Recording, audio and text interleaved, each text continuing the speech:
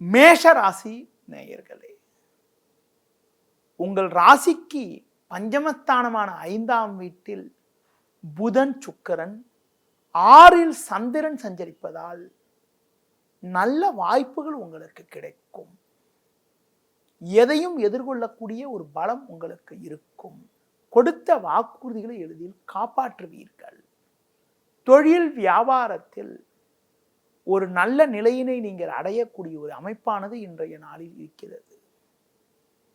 வேலைக்கு செல்பவர்களுக்கு பணியில் ஒரு சில சாதகமான சூழ்நிலை இன்றைய நாளில் உண்டு.